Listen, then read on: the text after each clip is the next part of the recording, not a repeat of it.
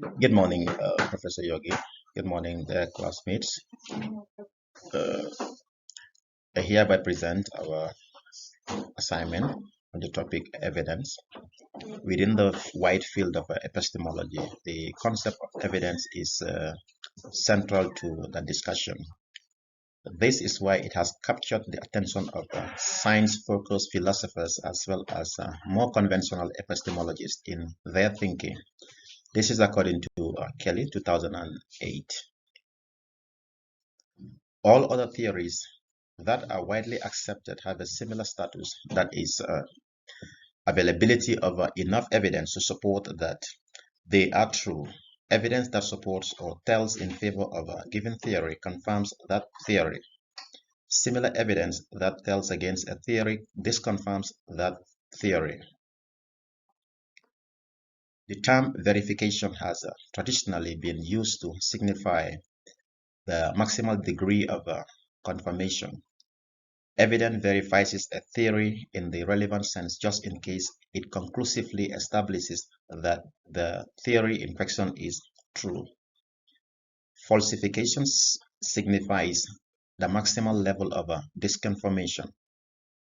Evidence falsifies a theory just in case it conclusively establishes that the theory in question is false. Terminology and fundamental concepts. Let's take one scientific theory popularly accepted within scientific community. For example, the theory of continental drift.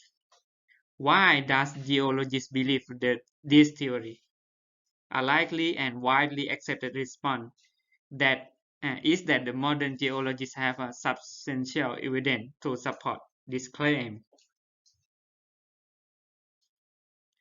A philosophical perspective on the concept of evidence. To understand what evidence is, it is best to try to understand what it is contrasts it to, which is proof. However, evidence is not proof. Proof is something that you get through deductive or logical reasoning. For example, all men are mortal. Socrates is a man, and therefore Socrates is mortal. If the premises are true, there is no way logically that the conclusion can be false. Evidence is something that yields relative confidence in the truth of some proposition that cannot be either logically proven or directly demonstrated through empirical observation. Evidence as probabilistic knowledge. Most often when evidence are collected, it is increased the confidence of a person to believe that a certain proposition that can be directly confirmed either through observation or through logic is probably true. David Hume, a famous philosopher from the 18th century, demonstrated that observation relieves constant conjunction correlation. When we go from correlation to causality in what we claim, we outstrip the evidence. The evidence will never give us proof of a causal claim. Instead, it gives some degree of confidence in causal claim. However, causal claims are not directly given to observations, but directly given to observation or correlations, which can only be probabilistic proof or evidence of a causal claim.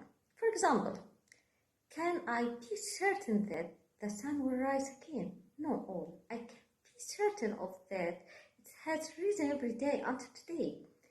That it's pretty strong evidence, but it is only evidence. Evidence as the result of human activity. It is believed that people in the natural sciences are mostly interested in understanding conjunction, correlation between things that are not directly observable. Instead of human body that we can observe, we are interested in the thing that are going on inside the human body. That required setting up laboratory experiments to figure out how different enzyme or potential or whatever we have in isolation. Okay, good morning, Prof. Yogi, and good morning, brother and student, doctor. Evidence is something that has to be activity searched for by setting up to the right laboratory techniques, right laboratory condition, research design.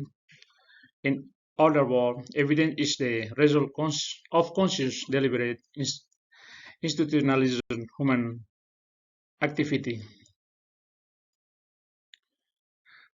In conclusion, scientific evidence is something that is produced by a deliberate, conscious, institutionalized human activity. It is the result of choice, and like any choice, it is therefore driven by a values. We do it this way. We could also do it that way. Thank you for the presentation.